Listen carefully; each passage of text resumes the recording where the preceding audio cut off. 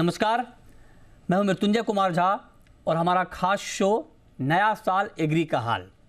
नए साल में एग्री का हाल कैसा रहेगा, इस पर 1 घंटे का मेगा शो हम करने जा रहे हैं, जिसमें हम आपको बताएंगे कि एग्रीकल्चर को लेकर क्या पॉलिसी नए साल में होनी चाहिए। जो सख्ती 2023 में हमने अलग अलग एग्री कमोडिटीज़ पर देखी हैं, क्या उसमें कुछ ढील मिलेगी या वो जो सख्ती है कंटिन्यू रहेगी। महंगाई को लेकर जो चिंता है सरकार के सामने, क्या वो चिंता कम होगी। डिमांड सप्लाई के हालात क्या होंगे, इन तमाम मुद्दों पर डिटेल में चर्चा होगी। और डिटेल में चर्चा करने के लिए हमारे साथ मेहमानों का एक बड़ा पैनल यहाँ पर जुड़ा है। एग्रीकल्चर मार्केट के दिग्गज हमारे साथ जुड़े हैं, जो आपको डिटेल में पूरे एग्री मार्केट की तस्वीर को आपके सामने रखेंगे, आपको समझाएंगे, बताएंगे। तो सबसे पहले अपने मेहमानों से आपका परिचय करा दें। हमारे साथ हैं Atul Chaturvedi, executive chairman Shri Renuka sugars के, और एडिबल ऑयल पर भी गहरी पकड़ रखते हैं अतुल जी, उनसे हम एडिबल ऑयल पर भी बात करेंगे। हमारे साथ विमल कोठारी हैं, चेयरमैन हैं Indian pulses and grain association के। तो पल्सेस और ग्रेन पर बहुत ही ज़मीनी पकड़ रखते हैं विमल जी, तो ये हमें बहुत इंसाइट्स देंगे। हमारे साथ नरेंद्र वाधवा साहब हैं, प्रेसिडेंट हैं CPI के, commodity participants association of India के। कमोडिटी ब्रोकर का सबसे बड़ा संगठन है। कमोडिटी मार्केट में पॉलिसी को लेकर क्या कुछ होना चाहिए, ये बात लगातार वाधवा जी उठाते हैं, बताते हैं। और हमारे साथ एक और ख़ास मेहमान हैं विवेक अग्रवाल साहब, जो कि डायरेक्टर हैं JLV एग्रो के। पल्सेस पर और बाकी जो कमोडिटीज़ हैं उस पर गहरी पकड़ रखते हैं। तो आप सभी का बहुत बहुत स्वागत है आज की इस खास चर्चा में। मेरा सिराज हुसैन साहब भी हमारे साथ जुड़ चुके हैं, फॉर्मर एग्रीकल्चर सेक्रेटरी। सर, आपका भी बहुत बहुत स्वागत है आज की इस खास चर्चा में। और मेरा सबसे पहला सवाल सिराज जी आपसे ही होगा सर, चूँकि आप एग्रीकल्चर सेक्रेटरी रह चुके हैं और इस पूरे 1 घंटे के शो में पॉलिसी को लेकर बहुत सारी बातचीत होनी है, बहुत सारे कंसर्न है बहुत सारे एक्सपर्ट के मन में। मैं जानना चाहता हूं कि 2023 में हमने देखा कि एग्री मार्केट को लेकर बड़ा एक्शन वाला साल रहा सर, चाहे वो पल्सेस हो, चाहे वो शुगर हो, चाहे वो राइस हो, व्हीट हो, सब पर सरकार ने अलग अलग तरीके से सख्ती बढ़ाई, क्योंकि महंगाई को लेकर एक डर था। क्या आपको लगता है कि ये सख्ती सही दिशा में थी, सही डायरेक्शन में थी? और अगर ये नहीं होती इस तरह की सख्ती, तो हो सकता है कि इन कमोडिटीज़ के दाम बेकाबू हो जाते। देखिए, कोई भी गवर्नमेंट ये नहीं चाहेगी कि कंज्यूमर इन्फ्लेशन बहुत ज्यादा हो जाए। मैं ये समझता हूं कि गवर्नमेंट की सारी कोशिशों के बावजूद गेहूं और चावल में 10% से ज्यादा इन्फ्लेशन रहा और गवर्नमेंट इससे संतुष्ट नहीं होगी। तो इसलिए हम ये कह सकते हैं कि गवर्नमेंट ने जो भी एक्शंस लिए वो उस वक्त के हालात की मुनासबत से थे, उस जरूरी समझे गए, इसलिए लिए गए। जो चीज इंडस्ट्री को, मार्केट को, ट्रेड को बॉदर करती है वो है अनप्रेडिक्टेबिलिटी। गवर्नमेंट के एक्शंस प्रेडिक्टेबल होने चाहिए, और यही कि एक कोशिश की गई थी जो एसेंशियल कमोडिटीज एक्ट में अमेंडमेंट लाया गया था 2020 में, उसमें ये कोशिश की गई थी कि स्टॉक लिमिट्स EC एक्ट के अंतर्गत एक्शन मेरा कब ट्रिगर होगा, वो उसको हम प्रेडिक्टेबल बनाएं। तो वो एफर्ट एक तरह से कामयाब नहीं हुआ और उसका नतीजा ये है कि बहुत अचानक ये एक्शंस आते हैं। ठीक बात है। अब जरा अतुल सर आप बताइए, आप तो शुगर को ट्रैक कर ही रहे हैं, एडिबल ऑयल पर भी आपने बहुत लंबे समय तक काम किया है, और ख़ास करके अच्छी बात ये रही कि एडिबल ऑयल के मोर्चे पर कोई चिंता नहीं रही सरकार के सामने, उसके दाम काबू में रहे।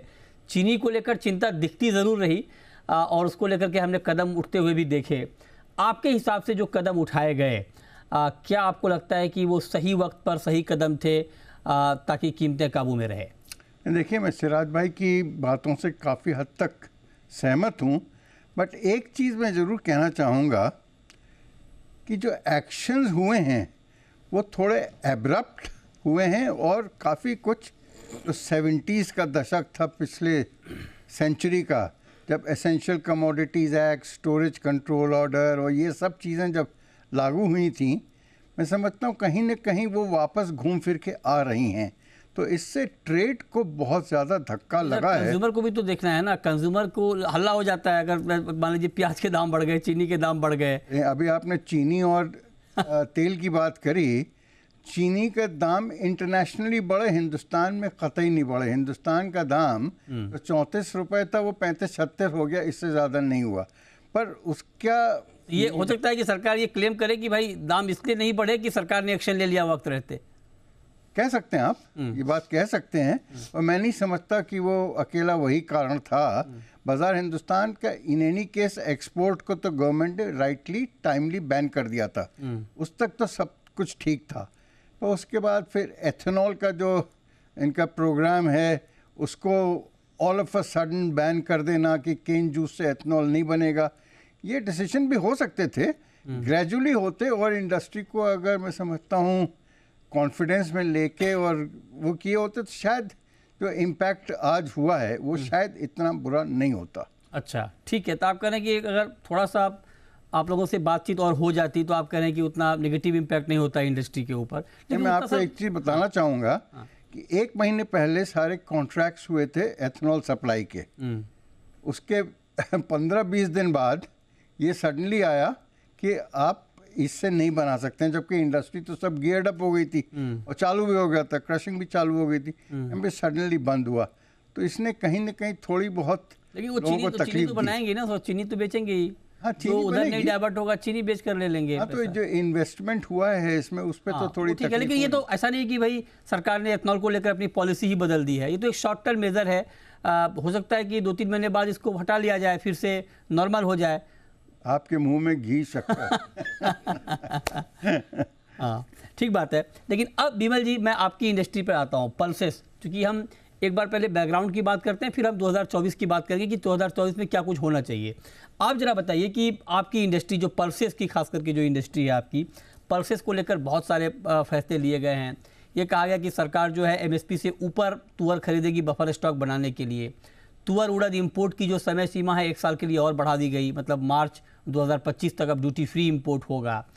और दाल को लेकर कंसर्न रहा है। मुझे याद है कि तुअर के दाम इतने बढ़े 2015 में, मेरे ख्याल से 200 रुपये किलो तुअर के दाल हो गए थे, और बिहार का उस वक्त चुनाव था, बड़ा इम्पैक्ट हुआ था इसका, और उसमें उस वक्त घपला भी हुआ था। हमने खुद वो स्टोरी की थी, समंदर वाली साजिश की शिपमेंट को डिले किया गया था, काउंटर पोजीशन लिया गया था यहाँ पर। तो आपको लगता है कि दालों की सप्लाई को बेहतर बनाने के लिए जो सरकार ने कदम उठाए हैं ठीक कदम है? धन्यवाद मृत्युंजय जी। पहले तो मुझे आपने बुलाया उसके लिए बहुत बहुत धन्यवाद। दालों की जो व्यवस्था है, जो हम देख रहे हैं, सरकार जो चल रहा है कुछ सालों से, हमारा ऐसा मानना है, हमारे एसोसिएशन का ऐसा मानना है कि सरकार को एक लॉन्ग टर्म पॉलिसी दालों पे लेनी चाहिए। क्योंकि ये जो अकस्मात जो डिसीजन होते हैं, इससे ट्रेड और फार्मर्स और कंज्यूमर सभी इसमें अफेक्टेड होते हैं। जैसे कि मैं आपको एक उदाहरण दूंगा, अभी उन्होंने येलो पीस का इंपोर्ट अलाउ किया 0 ड्यूटी पे, जो हमने ऐसा एक्सपेक्ट इस समय नहीं किया था, क्योंकि एक तो अभी 1 महीने बाद सभी दालों की हार्वेस्ट, रबी सीजन की हार्वेस्ट शुरू हो जाएगी। जनवरी में चने की हार्वेस्ट होगी, फरवरी से मार्च से फिर येलो पीस का हार्वेस्ट होगा, मार्च में लेंटिल्स का हार्वेस्ट होगा। तो हम ये एक्सपेक्ट नहीं कर रहे थे कि 0 ड्यूटी पे सरकार येलो पीस इंपोर्ट करेगी। इससे ये जो इंपोर्ट हुआ, इससे दामों में बहुत सिग्निफिकेंट मंदी आई है, कम से कम 5 से 7 रुपये किलो की मंदी आई है। तो उससे जो ट्रेडर्स हैं उनको काफ़ी चोट पहुंची है। लेकिन मैं समझता हूं कि सरकार ने इसको प्राइस, जो फूड इन्फ्लेशन है, दालों के दाम हैं, उनको कम करने के लिए ये कदम उठाया है। लेकिन दालों के दाम इस सीज़न में यूं ही कम हो रहे थे, क्योंकि अगर आप देखें कि एक तो जो ये सीज़न है दिसंबर से लेकर फरवरी तक का, इसमें दालों की डिमांड बहुत कम रहती है। फिर हमारे यहाँ खुद की हमारी क्रॉप होती है, हमारे रबी क्रॉप होती है, और जो दूसरी दालें हैं जैसे कि चना है और मसूर है, इसकी अवेलेबिलिटी बनी थी। लेकिन सरकार ने और दालों के प्राइस पे दबाव देने के लिए उन्होंने येलो पीस का इंपोर्ट किया है। और ये इंपोर्ट भी अगर आप देखें तो उन्होंने सिर्फ 3 महीने के लिए खोला है। तो ये दिख रहा है कि सरकार की जो पॉलिसीज है वो शॉर्ट टर्म है। अब हम नहीं जानते कि ये जो इंपोर्ट अलाउ किया गया 31 मार्च तक का अलाउ किया गया है कि 1 अप्रैल के बाद अब क्या होना है। अब ये एक सस्पेंस बना है कि 1 अप्रैल के बाद सरकार इसको कंटिन्यू करेगी या सरकार इसको बंद कर देगी। अच्छा। तो ये नीजर्क जो डिसीजंस है, इससे हमें कोई फायदा नहीं हो रहा है। हम हमेशा सरकार को ये कह रहे हैं कि आप एक लॉन्ग टर्म अपना फायदा क्यों देख रहे हैं हमेशा? हम हमारा फायदा नहीं देख रहे हैं, हम पूरे देश का फायदा देख रहे हैं। मैं आपको बता दूं, as an association we just don't look into our interest, अच्छा, we look into the interest of consumers. Consumer को तो दाल सस्ती मिलेगी ना सर, कंज्यूमर को भी दाम रीजनेबल भाव में मिलनी चाहिए। नहीं मिलेगी ना सरकार के इस कदम से?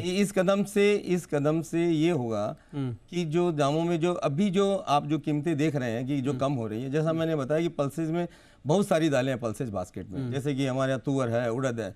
तुअर की हमारे यहाँ कमी बनी हुई है, और तुअर की कमी जो सरकार के एडवांस एस्टिमेट आया है उसमें ये दिख रहा है कि 12 से 13 लाख टन की हमारी जो डिमांड जो सप्लाई में है वो गैप बना रहेगा। तो हमें इंपोर्ट करना ही है, जिसलिए सरकार ने आज जो कदम उठाया है कि उन्होंने 2025 तक का इसको इन्होंने इंपोर्ट खोल दिया है। हमारा ऐसा मानना है कि आप इसको, ये जो सारी जो पॉलिसी जो आप डिसीजंस ले रहे हैं, इनको आप एक लॉन्ग टर्म तरीके से प्रेजेंट कर सकते हैं। मतलब आपका कहना सिर्फ ये है कि हम ये नहीं कह रहे हैं कि आप मत इंपोर्ट खोलिए, हम ये नहीं कह रहे, लेकिन आप एक इसको बैलेंस बनाइए, और उसका हमने तरीका भी सरकार को बताया है कि आप हर दालों पे ड्यूटी ऐसी तरह लगाइए कि जो उसका जो मिनिमम लैंडिंग कॉस्ट है वो मिनिमम सपोर्ट प्राइस के ऊपर रहे।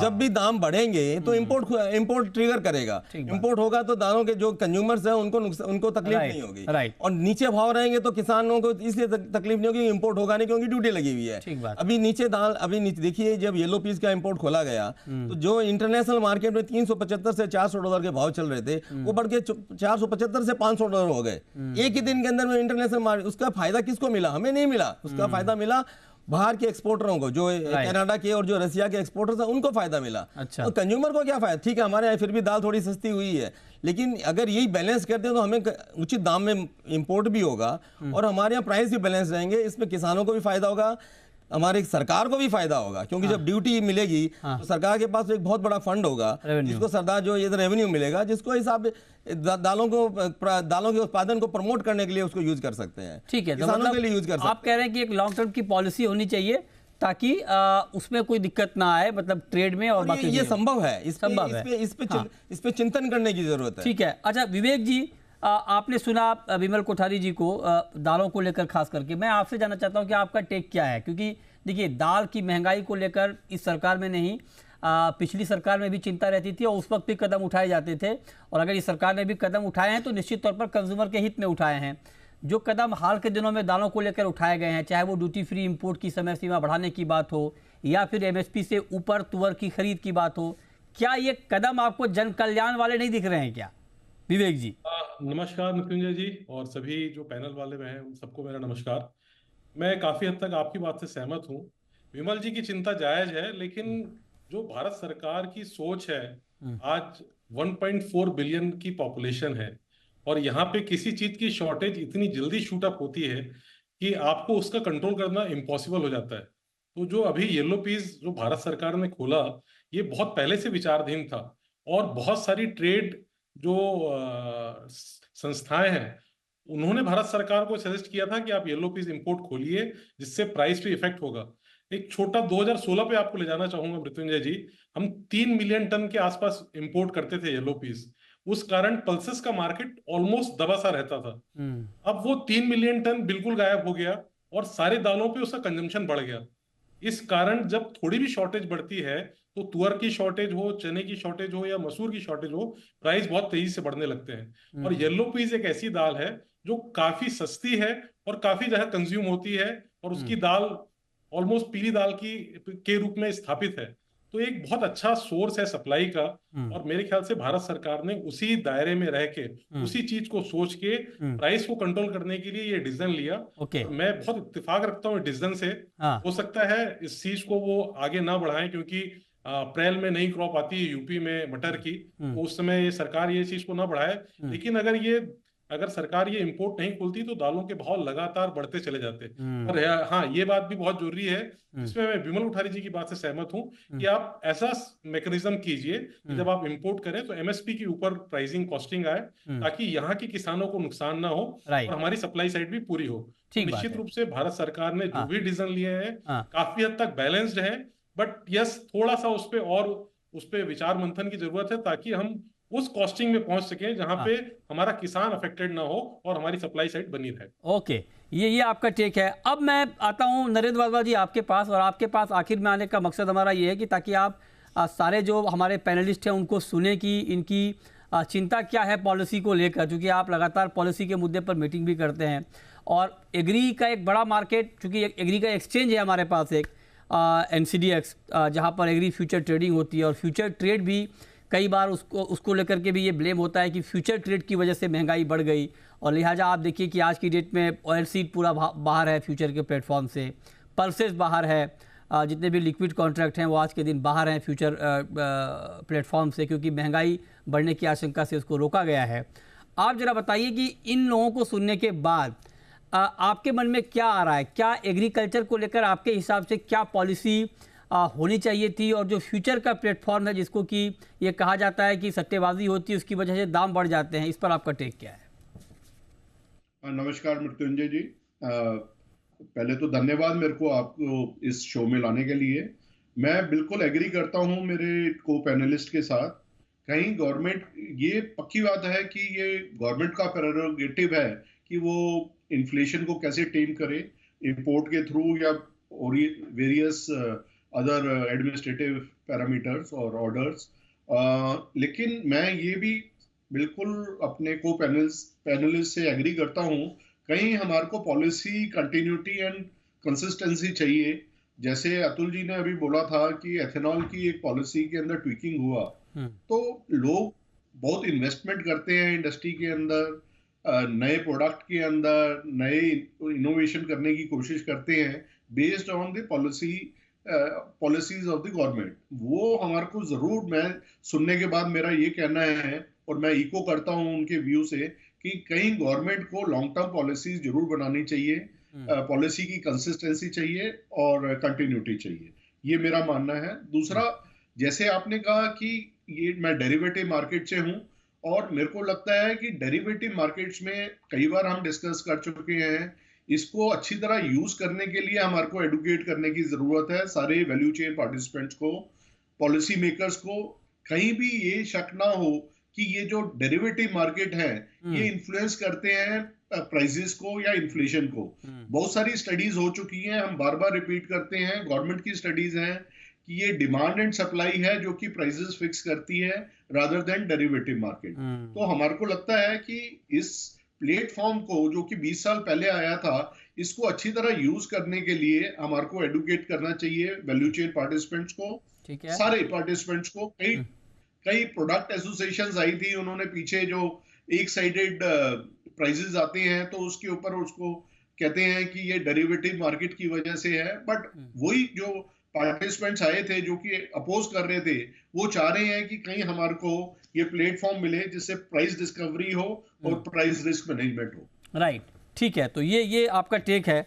ये तो बात हो गई 2023 में जो फैसले लिए गए, उसका क्या इम्पैक्ट ग्राउंड के ऊपर हुआ है, होगा, और ये फैसले कैसे थे, इस पर अलग अलग राय सामने निकल कर आ रही है। लेकिन अब हम आते हैं दूसरे राउंड में, और दूसरे राउंड में अब बात होगी 2024 की, कि नए साल में अब एग्रीकल्चर को लेकर क्या पॉलिसी होनी चाहिए ताकि ये विन विन सिचुएशन हो सबके लिए, सरकार के लिए भी, इंडस्ट्री के लिए भी, फार्मर के लिए भी और कंज्यूमर के लिए भी। तो अब सिराज जी, मैं एक एक करके बात करना चाह रहा हूँ। सर, पहला सवाल मेरा आपसे होगा चावल को लेकर। चावल को लेकर जो पॉलिसी रही कि जैसे आप देखिए कि पारबॉइल्ड राइस पे 20% की एक्सपोर्ट ड्यूटी लगा दी गई है ना, गैर बासमती चावल के एक्सपोर्ट को रोका गया, बासमती चावल के एक्सपोर्ट पर एमएपी लगाई गई। चावल को लेकर सर अब नई पॉलिसी क्या होनी चाहिए ताकि यहाँ के फार्मर को भी अच्छा प्राइस मिले? बीच में बासमती वाले बड़ा विरोध कर रहे थे एमएपी का, क्योंकि उनका कहना था कि उन्हें भाव अच्छा नहीं मिल पा रहा है। तो फार्मर को अच्छा प्राइस मिले और चावल के दाम भी ना बढ़े, इसको लेकर के आपके हिसाब से एक बैलेंस पॉलिसी क्या होनी चाहिए राइस को लेकर? सर देखिए, चावल को लेकर कोई भी पॉलिसी अगले मॉनसून के बिहेवियर को देखने से पहले नहीं बदलेगी। ये हमें क्लियर होना चाहिए कि ये रेस्ट्रिक्शंस जो अभी मौजूदा वक्त में लगी हुई हैं ये फिलहाल जारी रहेंगी जब तक हम अगले साल का मॉनसून ना देख लें। ठीक। लेकिन इसमें इससे भी ज्यादा अहम बात यह है कि गवर्नमेंट की तरफ से नीति आयोग ने जो पेपर 2018 में जारी किया था उसमें यह कहा गया था कि 45% इथेनॉल चावल से और बाकी फूड ग्रेन से आएगा। तो ये तो बात बिल्कुल वाजे है, आगे के लिए भी वाजे है कि हम इथेनॉल के लिए कोई चावल देने की पोजीशन में नहीं हो। अच्छा, ठीक है, ओके। तो आप कह रहे हैं कि मतलब आप क्या कह रहे हैं सर कि इथेनॉल में चावल ना जाए? नहीं, आप इस पोजीशन में नहीं हैं कि आप इथेनॉल से, कि आप चावल से इथेनॉल बना सकें। तो सर जब चावल से हम इथेनॉल नहीं बनाएंगे, चीनी से इथेनॉल नहीं बनाएंगे, तो फिर मोलासिस से और बाकी ग्रेन से हमारा जो टारगेट है ब्लेंडिंग का 20% का, वो कैसे पूरा होगा? नहीं, देखिए, शुगर केन से मुझे लगता है कि इथेनॉल इस साल फसल अफेक्ट हो गई कर्नाटक और महाराष्ट्र में, वो जारी रहेगा। हाँ मुझे ये नहीं पता कि 20% का टारगेट हम अचीव कर पाएंगे या नहीं कर पाएंगे, हमें करना भी चाहिए या नहीं। देखिए, उसमें बहुत सारी ऑल्टरनेट टेक्नोलॉजीज भी हैं। हाँ इथेनॉल के अलावा ईथर वगैरह की टेक्नोलॉजीज हैं। हाँ तो जो हमारे टेक्निकल इंस्टीट्यूशंस हैं उनको वो टेक्नोलॉजीज भी देखनी चाहिए, हाँ और जो अप्रोप्रिएट टेक्नोलॉजी इंडिया के लिए हो उसको हाँ। हमें लाना चाहिए। ये इशू इथेनॉल का अभी पूरी तरह साइंटिफिकली भी सेटल्ड नहीं है। अच्छा, ओके। तो आप कह रहे हैं कि अल्टरनेट सोर्स को भी ढूंढा जाना चाहिए। इतना बड़ा देश है हमारा, और आप कह रहे हैं कि यहाँ तो पहले खाने का इंतजाम ठीक से हो जाए, तब बाकी अगर बफर है आपके पास तो आप करिए। आप कह रहे हैं कि जो बाकी अल्टरनेट है उसके ऊपर भी फोकस किया जाना चाहिए, उसको भी ढूंढना चाहिए। ठीक है, ये तो बात हो गई चावल की। अब आते हैं चीनी पर। अतुल सर, चीनी पर तो मतलब सिर्फ चीनी कमोडिटी मीठी है, लेकिन आप लोगों के लिए हुआ सब खट्टा खट्टा है अभी, है ना, तीखा तीखा। नहीं, खट्टा नहीं है, हाँ। एब्सोल्युटली खट्टा नहीं है। अच्छा। गवर्नमेंट ने जो अभी बैन किया है वो केवल केन जूस का इथेनॉल बैन किया है। बाकी तो है ही, बाकी मोलासिस तो है। सब परमिटेड है, उसमें तो कोई कोई तकलीफ दिक्कत नहीं है। लेकिन मैं आपसे ये सवाल मेरा आपसे ये है कि शुगर को लेकर नए साल में आपके हिसाब से क्या पॉलिसी होनी चाहिए, कि जो पॉलिसी जो गन्ना के किसान हैं उनके हित में भी हो, कंज्यूमर के हित में भी हो, और आप लोगों के हित में भी हो, कि आप लोग वक्त पे पेमेंट कर पाएँ, आपकी इंडस्ट्री भी चलती रहे, ताकि आप चीनी भी बना पाएँ, एथेनॉल भी बना पाएँ। नहीं, मैं एक चीज़ आपको ये बताना चाहूँगा कि एथेनॉल का जो प्रोजेक्ट रहा है हिंदुस्तान में, और बहुत सक्सेसफुल प्रोजेक्ट रहा है, इससे शुगर इंडस्ट्री की काया पलट हो गई। जो शुगर इंडस्ट्री पहले 6-6 महीने 8-8 महीने में किसानों को पैसा दिया करती थी, अब वो 15-20 दिन के अंदर किसानों को पैसा देने लग गई है। वो इसीलिए क्योंकि एथेनॉल जब सीज़न टाइम होता है तो केन जूस से एथेनॉल बनता था, और वो इमीडिएटली उसका पेमेंट भी हो जाता था, तो किसानों को पेमेंट अच्छा मिल जाता था। खैर, इस बार ज़रूर ये है कि गवर्नमेंट को थोड़ी चिंता है कि महाराष्ट्र और कर्नाटका में क्रॉप लोअर है, पर मैं एक चीज़ आपके चैनल के माध्यम से कहना चाहूँगा कि जितना हम लोग सोच रहे थे कि क्रॉप कम है, शायद क्रॉप उतनी कम नहीं है। हमारा खुद का तजुर्बा, अभी हम लोगों के भी 8 प्लांट चल रहे हैं, हम लोगों का भी जो अभी तक का तजुर्बा ये है कि लास्ट ईयर के मुकाबले इस साल हमने अभी तक का प्रोडक्शन कम नहीं किया है। अच्छा, वाह। और बड़ी अच्छी बात सर बता रहे हैं सर आप नए साल के लिए। यस, है ना, ये 2-3 मिठाई एक्स्ट्रा खाई जाएगी अब नए साल पे कि चीनी की कोई दिक्कत नहीं जो है। गवर्नमेंट को जो चिंता थी कि बहुत ज़्यादा प्रोडक्शन कम हो जाएगा, तो ये जो एथेनॉल केन जूस से बैन किया, इससे 2 मिलियन टन तो और एडिशनल आ गया सिस्टम के अंदर। तो मैं समझता हूँ ओवरऑल इस साल शुगर की अवेलेबिलिटी हो सकता है 31 से 32 मिलियन टन की हो जाए। अच्छा, तो कोई चिंता नहीं है किसानों मतलब किसी कंज्यूमर को। और कंज्यूमर तो इतना ज़्यादा हिंदुस्तान का शुगर के कंटेक्स्ट में पैम्पर्ड है, मुझे थोड़ा ताज्जुब भी लगता है कि गांव बोलता है कि चीनी ज़्यादा नहीं खानी चाहिए। हम लोग चीनी का दाम इतना नीचे रखते हैं कि उसका कंजम्पशन बढ़ता चला जाए। तो आप कह रहे हैं कि थोड़ा दाम ऊपर है तो डायबिटीज भी कम होगा लोगों को, कम चीनी खाएं थोड़ा। मैं ये नहीं कह रहा कम खाएं, पर व्हाट इज हैपनिंग इज जो डायरेक्ट कंजम्पशन है ना, वो तो मोर और लेस स्टैटिक है, बट जो और प्रोडक्ट्स में कंजम्पशन है वो बहुत ज़्यादा बढ़ रहा है। अगर आप शुगर का वो तो ठीक है, 60% तो बल्क कंजम्पशन ही है, एग्जैक्टली 40% रिटेल का है। वो तो ठीक है, कहने के लिए कई बार क्या होता है कि रिटेल कंज्यूमर के नाम पर हल्ला करना थोड़ा आसान होता है कि भाई महंगाई बढ़ गई, लेकिन आप यूँ सोचिए कि आज की तारीख में हम लोग FMCG सेक्टर को सब्सिडाइज कर रहे हैं सस्ती चीनी देके, यूँ कह सकते हैं आप। और वो दाम बढ़ाते जा रहे हैं हमारे लिए, है ना, बिस्किट को स्लिम कर दे रहे हैं, और बिस्किट का जो पैकेट है वो स्लिम होता जा रहा है ना, उसमें से क्वांटिटी कम होती जा रही है। ठीक बात है। चलिए, ये तो बात हो गई चावल की, चीनी की, लेकिन दालों को लेकर नए साल में क्या पॉलिसी होनी चाहिए? बिमल जी, आप तो IPGA के चेयरमैन हैं, मतलब पूरी इंडस्ट्री को आप रिप्रेजेंट कर रहे हैं। आप जरा बताइए कि दलहन को लेकर के आपके हिसाब से नए साल में क्या पॉलिसी हो जो आप लोगों के लिए भी ठीक हो, मतलब इंडस्ट्री के लिए भी ठीक हो, और कंज्यूमर को भी बहुत ज़्यादा पेन ना हो, उनकी दाल भी गलती रहे। देखिए मधु जैन जी, इस साल जो मानसून और एल नीनो का जो इफेक्ट हुआ है, उससे हमारे यहाँ जो उत्पादन है उसमें कमी आई है। खासकर अगर आप तुअर देखें, जो एडवांस एस्टिमेट आया है उसमें 12 से 13 लाख टन उत्पादन की कमी का अनुमान है। जो रबी सीजन के जो आंकड़े हैं, जिसमें खासकर जिसमें चने की सबसे बड़ी बुआई होती है, उसमें भी लगभग 10 से 15% के बीच में कमी है। तो ऐसा लग रहा है कि 2024 में हमारे यहाँ जो चने जो दालों की जो उपलब्धता है उसमें कमी रहेगी।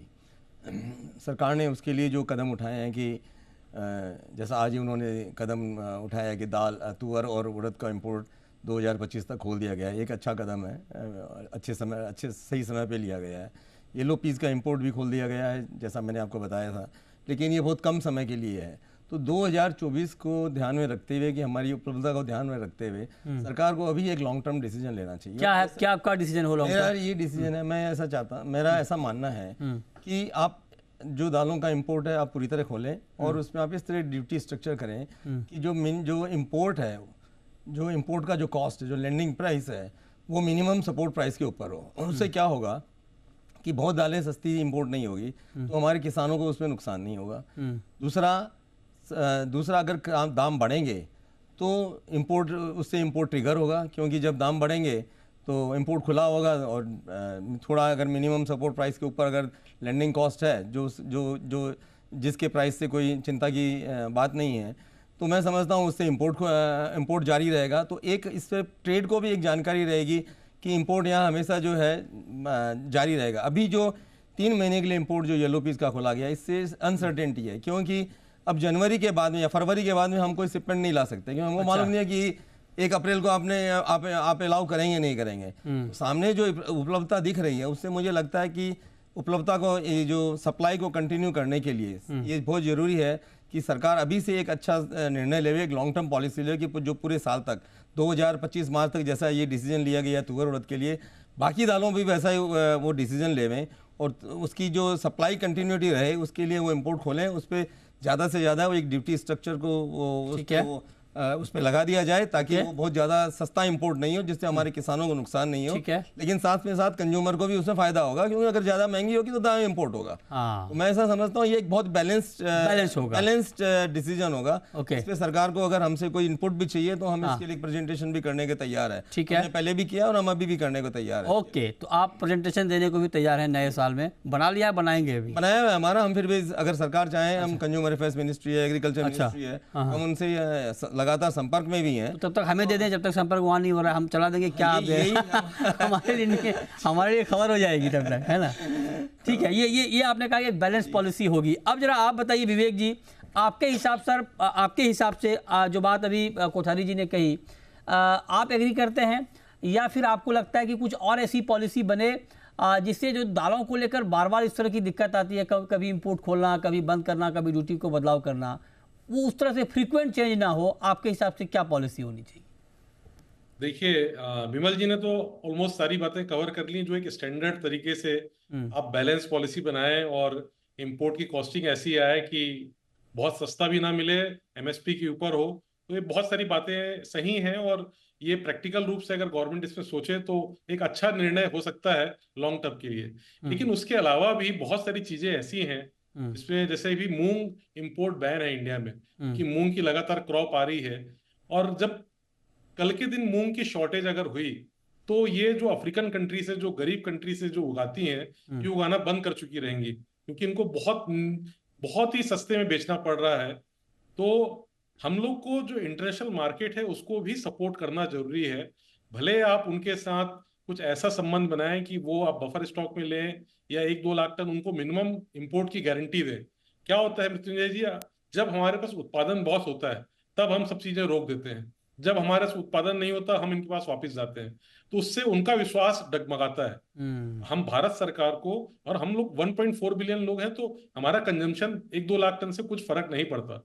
तो जो चीजें, जो आज मूंग भी अगर बैन है, अगर भारत सरकार कुछ मात्रा पे जो कंट्रियां उगा रही हैं उनके साथ समझौते करे, 1-2 लाख टन की उनको गारंटी दे कि हम इतना इंपोर्ट करेंगे, तो उनका उत्साह भी बना रहेगा, एक सप्लाई साइड भी बनी रहेगी और लॉन्ग टर्म पे उसका बहुत अच्छा रिजल्ट मिलेगा। जैसे अभी तुअर में भी शॉर्टेज आई, तो पिछले समय तो उस वहां क्रॉप उगाना भी लोगों ने कम कर दिया था, क्योंकि 2015, 16, 17 के बाद जब हमारे यहाँ बहुत प्रोडक्शन हुआ तब हमने इंपोर्ट बैन कर दिया था। तो वो जो बात है, एक प्रकार से आपको इंटरनेशनल मार्केट को भी लेके चलना पड़ेगा अगर आपको मार्केट में रहना है। तो आप अपनी स्वेच्छा के हिसाब से उसको बंद और चालू नहीं कर सकते।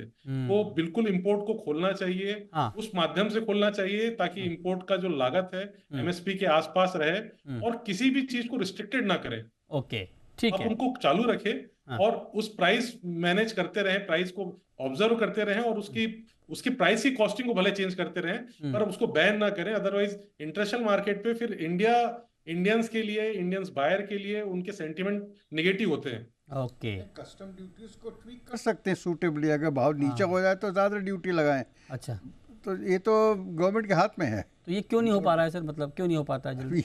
ये जवाब हम लोग नहीं दे पाएंगे। नहीं, मतलब आपके हिसाब से कहीं तो कोई अगर इतना आसान होता तो सरकार कर देती। This requires a little commercial understanding of the whole commodity. तो गवर्नमेंट में कमर्शियल अंडरस्टैंडिंग तो बहुत होती है, और प्रोडक्ट की और हर चीज़ की अंडरस्टैंडिंग अगर वो करें तो मैं समझता हूँ कोई कारण नहीं है ये क्यों नहीं हो सकता, बिल्कुल आराम से हो सकता है। अच्छा, you can manage by duty suitably tweak कर दीजिए आप। ओके, कुछ ऐड करना चाह रहे और थे? जैसा विवेक जी अभी कह रहे थे, मैं सहमत हूँ। हमने आईपीजे से हमने इस पे काफ़ी सरकार से इस पे चर्चा की है कि जो हमारे यहाँ जो इम्पोर्ट जो जैसा पॉलिसी है, हम कह रहे हैं एक लॉन्ग टर्म पॉलिसी बने इम्पोर्ट, इससे एक मैसेज जाएगा जितने भी ओरिजिन कंट्रीज है कि इंडिया में इंपोर्ट हो सकता है। तो वो क्या है कि जो दालें, जैसे खासकर मैं बता, तुअर की दाल है, तुअर हमारे यहाँ जो डिमांड है दुनिया में वो सबसे ज़्यादा हिंदुस्तान में ही है और उसको सबसे ज़्यादा उसका कंजम्पशन इंडिया में। तो सारा इंपोर्ट जो तुअर जो बाहर जो पैदा होती है वो सारा का सारा इंपोर्ट हिंदुस्तान में होता है। तो अगर आप इसको रिस्ट्रिक्ट कर देंगे तो वो जो देश है वो उगाना बंद कर देंगे, जैसा 2016-17 में विवेक जी ने अभी जैसे बताया। तो वो तो उससे क्या होता है कि फिर वो उगाना बंद कर देंगे। सडनली हमारे यहाँ एक खराब सीजन अगर हो जाती है तो हमारे यहाँ बहुत बड़ी जो सप्लाई का जो सोर्स है वो बंद हो जाता है और उससे हमें इतना कंस्टेंट हो जाता है कि फिर हमें वर्ल्ड मार्केट में दालें ढूंढते हैं तो दालें मिलती नहीं है। इसलिए हमने सरकार को एक बहुत बड़ा सुझाव दिया है, जिसमें अभी बहुत सारे देश जैसे ब्राज़ील है, अर्जेंटीना, उन्होंने भी हमारा बातचीत चल रही है कि हमारे यहाँ बहुत ज़मीन है, हम इन दालों को उगा सकते हैं। आप हमें एक मिनिमम एक गारंटी दीजिए कि आप हमारे, अगर आपने कोई रिस्ट्रिक्शन भी लगाया तो एक जैसा हमने एमओयू मोजाम्बिक के साथ साइन किया है, जैसा मलावी के साथ साइन किया है, म्यांमार के साइन किया है कि आप 2 लाख 3 लाख टन जो इंपोर्ट है कम से कम हमारे देश से अलाउ करेंगे। ठीक। तो क्या है कि एक ओरिजिन, क्योंकि देखिए मृत्युंजय जी, हम 2030 की बात करते हैं, हिंदुस्तान में कम से कम 35 मिलियन टन दालों की रिक्वायरमेंट होगी, ये हमारा अनुमान है। अच्छा, 2030 तक। तो हमारे यहाँ जो दालों, हम सरकार चाहती है कि हम सेल्फ सफिशिएंट हो, ये बड़ा सब्जेक्टिव है। ये बहुत अच्छी बात है, हमें सेल्फ रिलायंस होना चाहिए, लेकिन सेल्फ रिलायंस होने का मतलब नहीं है कि हम बाकी चीज़ों, हमारे जो इर्द गिर्द जो सिचुएशन है उसको हम इग्नोर कर दें। क्योंकि देखिए जो ग्लोबल वार्मिंग और जो ये जो इस तरह की जो वेदर की जो एब्रेशन है उसकी वजह से जो सिचुएशन बनती है उससे हमारी एक क्रॉप खराब होती है, हमारे यहाँ डिमांड सप्लाई का जो डायनामिक है पूरा बदल जाता है। इसलिए हमें बहुत सारे ओरिजिन्स के साथ में ऐसा एक संपर्क बना के रखना पड़ेगा, उनके साथ एक एमओयू बना के रखना होगा और उनसे हमें ये ध्यान रखना होगा कि वो भी वहाँ दालें उगाते रहे। क्योंकि जब हम थर्ड लार्जेस्ट इकोनॉमी बनने की बात कर रहे हैं तो एक बात ध्यान रखिए कि हमारे यहाँ जो फूड का जो कंजम्पशन है वो बढ़ना है, वो कम नहीं होना है। एक तो हमारी जनसंख्या बढ़ रही है, हमारा इनकम बढ़ रहा है, हमारा जीडीपी बढ़ रहा है, तो हमारे यहाँ फूड कंजम्पशन बढ़ेगा। जो 35 मिलियन टन की जो मैं बात कर रहा हूँ 2030 तक, हो सकता है उससे ज़्यादा रिक्वायरमेंट हो, तो इसलिए आपको दालों की ज़्यादा जरूरत पड़ेगी। इसके लिए ये जरूरत है कि आप जो दूसरे देश हैं उनमें दालें उगाई जाए, उनके साथ कि आपका एक एमओयू हो कि हम आपकी ये दालों को इम्पोर्ट अलाउ करेंगे, वहाँ कोई रिस्ट्रिक्शन नहीं होगा। दूसरे देशों में उगाई जाए बात ठीक है, लेकिन क्या हमारे यहाँ पोटेंशियल नहीं है? क्या हमारे यहाँ पोटेंशियल है, हमारे यहाँ, इसलिए मैंने कहा कि एग्रीकल्चर मिनिस्ट्री पूरी भरसक प्रयास कर रही है और मैं उनके प्रयासों को उनकी तारीफ करता हूँ कि 2016-17 में जो हमारे यहाँ 18 मिलियन टन जो प्रोडक्शन था वो बढ़कर 27 मिलियन टन हुआ है। तो ये प्रयास जारी रहना चाहिए, लेकिन इस प्रयास तक ही हमें सीमित नहीं रहना चाहिए। अच्छा, और हमें एक ऑप्शन हमेशा, क्योंकि देखिए हमारे यहाँ जो इतनी बड़ी जनसंख्या है, 140 करोड़ हमारे लोग हैं, उनको खिलाने के लिए एक मानसून, एक खराब मानसून सारे डायनेमिक को बदल देगा। ठीक है कि आपको अलग ऑप्शन हमेशा खुला रखना चाहिए। आप उस ऑप्शन को, इतनी बड़ी जनसंख्या को खिलाने के लिए आप ऑप्शन को बंद नहीं कर सकते, वो ऑप्शन हमेशा खुला रहना चाहिए। और वो ऑप्शन इतना बड़ा नहीं है कि जिससे हमारे किसानों को नुकसान हो। अगर आप आज 15 से 20 लाख टन इंपोर्ट करते हैं, जहां हमारे यहाँ 350 लाख टन अगर मान लीजिए हमारे यहाँ कंजम्पशन होता है और उसमें अगर 20 लाख टन या 30 लाख टन या 40 लाख टन इंपोर्ट हो भी जाता है तो उससे कोई बहुत बड़ा इंपैक्ट नहीं होना। ठीक बात है, तो आप कहेंगे लॉन्ग टर्म की सस्टेनेबल पॉलिसी होनी चाहिए, इस तरह की एक सस्टेनेबल पॉलिसी। राइट। अब वाधवा जी आप बताएं सर, आपको क्या लगता है, जो आप बात अभी आपने सुनी, अगर मैं डेरिवेटिव मार्केट के पॉइंट ऑफ व्यू से पूछूं, क्योंकि एग्री का बड़ा एक्सचेंज है और उसका मकसद भी यही था कि आप एक आईना हैं आप बेसिकली, कि आप एक फिजिकल मार्केट की सही तस्वीर आप दिखा पाएँ।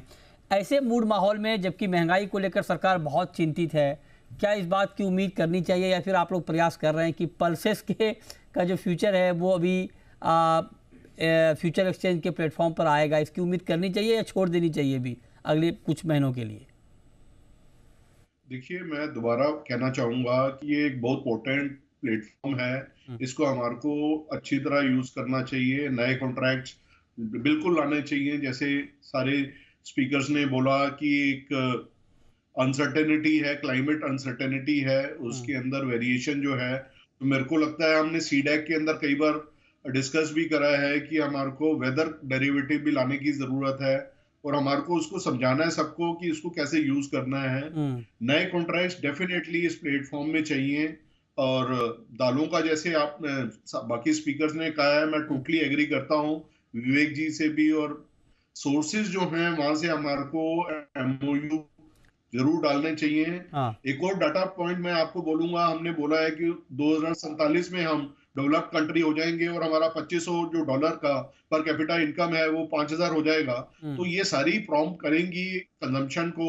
हमारे को उसके लिए तैयारी करके रखनी है कि हमारी कंजम्पशन बढ़ने वाली है, तो हमारे को land under cultivation as well as जो कि हमारी ये सोर्स कंट्रीज हैं उनके साथ लॉन्ग टर्म एमओयू जरूर डालने चाहिए। रहा बात डेरिवेटिव मार्केट का, मैं बिल्कुल उसके टोटली फेवर में हूँ। सिर्फ हमारे को क्या करना है, नए कॉन्ट्रैक्ट्स लाने हैं। और ये अच्छी बात है सर, वाधवा जी आप फेवर में हैं, ये अच्छी बात है, लेकिन जो एग्री वायदा पर आरोप लगते हैं बीच बीच में कि सट्टेबाजी का मार्केट है और इससे मार्केट खराब होता है, और कई बार ये देखा भी गया है, मतलब अभी ठीक है बहुत सारी जो एसेंशियल कमोडिटीज़ हैं वो नहीं है प्लेटफॉर्म पे, लेकिन जो हैं जैसे जीरा देख लीजिए, 21 साल में जीरा बढ़ के चला जाता है 65,000, तुरंत गिर के फिर आ जाता है 1.5 महीने में 30,000 35,000। तो इससे बड़े आरोप लगते हैं कि मार्केट में ट्रांसपेरेंसी नहीं है, प्राइस डिस्कवरी नहीं है। नहीं, मैं बिल्कुल आपसे सहमत हूं कि नैरो कमोडिटीज हमारे यहाँ पर डेरिवेटिव मार्केट्स में है, जिसके अंदर वेरिएशन स्क्यूनेस आती है प्राइसेस के अंदर, और एलिगेशन होता है कि ये मार्केट्स की स्पेकुलेटिव एलिमेंट जो है इसको एक साइड ले जाते हैं। तो लेकिन अगर हमारे कॉन्ट्रैक्ट्स बहुत सारे होंगे, अभी हम सिर्फ 2-3 कॉन्ट्रैक्ट को देखकर अपनी ओपिनियन बना लेते हैं कि ये मार्केट स्पेकुलेटिव है या ये प्रॉम्प्ट करती हैं स्पेकुलेशन को। अगर बहुत सारे वाइडर कमोडिटीज भी हमारे पास आएंगी, मेरे को लगता है कि ये एलिगेशन जो कि है अनफाउंडेड है, लेकिन ये वाले सारे दूर हो जाएंगे। अच्छा ठीक है, ओके, तो ये रहा आपकी होगी। अब सिराज सर, अब मैं आता हूं सर तिलहन पे, और तिलहन का मतलब पूरी जो महंगाई की बातचीत हुई है इस साल में, उसमें एक अच्छी बात रही कि तिलहन के मोर्चे पर सरकार को बहुत ज़्यादा परेशानी नहीं हुई, दाम काबू में रहे, सप्लाई को लेकर कोई दिक्कत नहीं हुई। ड्यूटी आप देखिए लो पर है, तो उसका भी इम्पैक्ट हुआ कि इंपोर्ट खूब हुआ है हमारे यहाँ। क्या एडिबल ऑयल की डिमांड सप्लाई को देखते हुए जो पॉलिसी इस वक्त हमारी है, अब वो ठीक है सर, या उस पर कुछ बदलाव की ज़रूरत आपको नए साल में दिखती है? देखिए, एडिबल ऑयल के एक्सपर्ट चतुर्वेदी भाई मौजूद हैं। आप देखिए कि मध्य प्रदेश और राजस्थान में आप गेहूं पे बोनस देंगे, गेहूं का प्राइस इतना अट्रैक्टिव कर देंगे, तो क्यों कोई किसान मस्टर्ड बोएगा?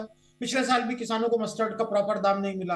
हम एडिबल ऑयल में सेल्फ सफिशिएंसी की बात तो करते हैं, लेकिन वो हमारे पॉलिसी डिसीजन में रिफ्लेक्ट नहीं हो रहा है। मैं समझता हूं कि ऑयल सीड को हमें इंश्योर करना चाहिए कि रिम्यूनरेटिव प्राइस उसका मिले, जिससे कि किसान थोड़ा सा गेहूं का एरिया कम करके रबी में और ऑयल सीड्स की तरफ जाएं।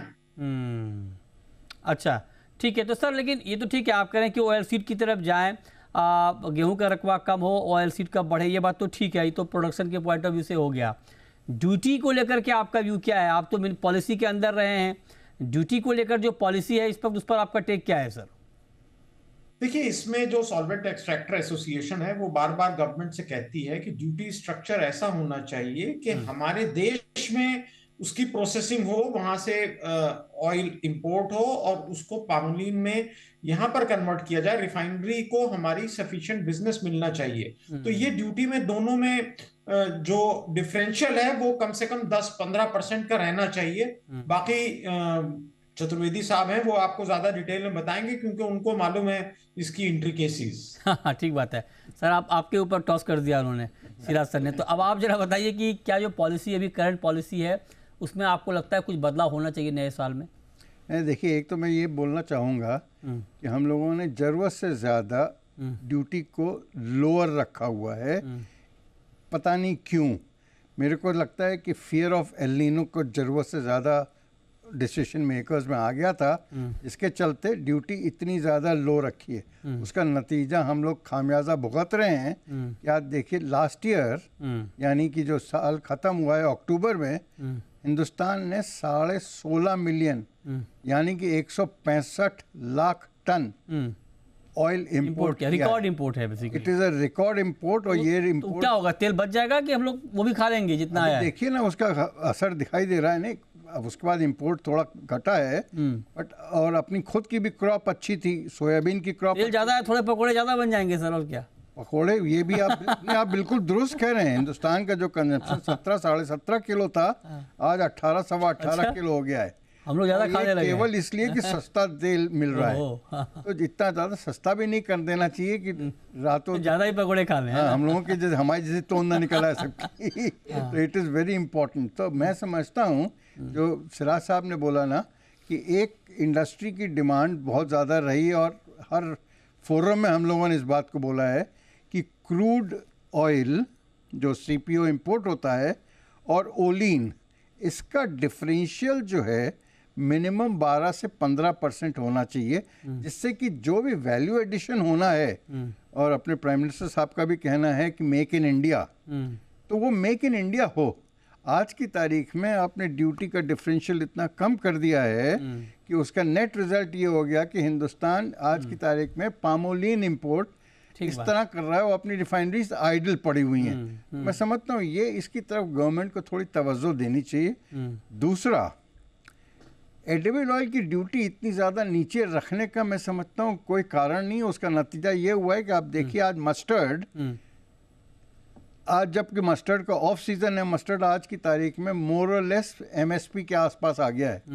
सोयाबीन को लीजिए, सोयाबीन भी आज MSP के आसपास आ गया है। तो मैं समझता हूँ कि किसान को, ऑयल सीड के किसान को अगर इंसेंटिव नहीं मिलेगा और हम लोग केवल कंज्यूमर को ही पैम्पर करते रहेंगे, तो कहीं ना कहीं आगे जाके आज की तारीख में अपने लोग करीबन 140 लाख करोड़ का इंपोर्ट कर रहे हैं एडिबल ऑयल। अच्छा, आप सोचिए, अच्छा, मतलब इतना ज़्यादा इंपोर्ट कर रहे हैं, तो वो अपना इंपोर्ट बिल बढ़ता जाएगा। आज edible oil import 3rd biggest import bill हो गया हिंदुस्तान का। ठीक बात है। तो सिराज जी, तो ये निगलेक्ट ही है ऑयल सीड सेक्टर का। अच्छा सिराज सर, ये अतुल सर ने पूरा डिटेल में बता दिया कि क्या मतलब क्या क्या पॉलिसी होनी चाहिए। इसमें कुछ अगर और आप ऐड करना चाहें, आपको लगता है कि एक और आपकी तरफ से?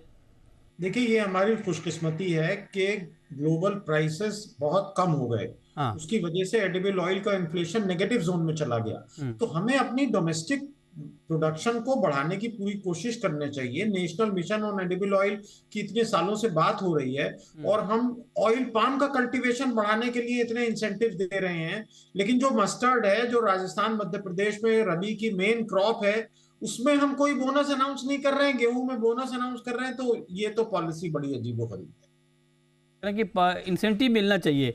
अब चूंकि बात हो गई ऑयल सीड की, शुगर की, पल्सेस की, ग्रेन की बात करते हैं विवेक जी।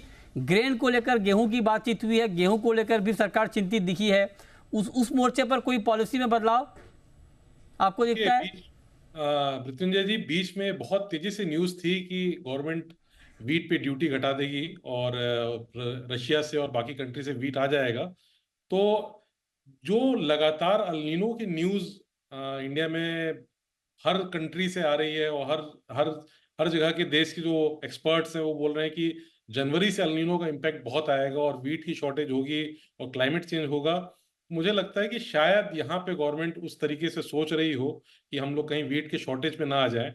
और ये वर्ष भी चुनाव का वर्ष है, तो बहुत संवेदनशील ईयर है ये, वर्ष है। तो मुझे लगता है कि शायद सरकार इस पे विचार करे, इंपोर्ट ड्यूटी घटाए और बाकी कंट्री से वीट का इंपोर्ट का एक ऑप्शन ओपन रख सकती है सरकार। ओके, ठीक है। ग्रेन पर सर आपका तो इंडियन पल्सेस एंड ग्रेन है ना, तो पल्सेस पर फोकस ज़्यादा रहता है, ग्रेन पर कम सर कोठारी जैसा क्यों? ग्रेन पर क्या होना चाहिए बताइए? ग्रेन पे जैसा कि सिराज जी ने भी बताया गेहूँ और चावल के बारे में, तो सरकार इस पे काफ़ी वॉचफुल है और जो दामों में वृद्धि होगी तो सरकार के कदम बार बार सरकार का इसमें इंटरवेंशन हो रहा है। और अगर हमारे यहाँ गेहूं का उत्पादन कम होता है तो मेरा मानना है कि सरकार को, जैसा विवेक जी ने भी बताया, कि जो इंपोर्ट है उसको खोल देना चाहिए, क्योंकि एक बड़ी सेंसिटिव आइटम है। ओके, ये दोनों सरकारी कमोडिटीज हैं, ये सरकारी कंट्रोल करती है इनको। सरकारी कमोडिटी, ठीक है। अब मतलब प्याज को तो पॉलिटिकल कमोडिटी कहा जाता है ना, कि गेहूं और चावल तो इसको पूरी हर तरीके से सरकारी कंट्रोल। ठीक बात है। अब जरा वाधवा जी एक सवाल आपसे 30 सेकंड में अगर आप जवाब दे पाए सर, कि आपके हिसाब से एक कोई बड़ा बदलाव जो आपको लगता हो कि एग्री सेक्टर के लिए 2024 में होना चाहिए, वो क्या है सर?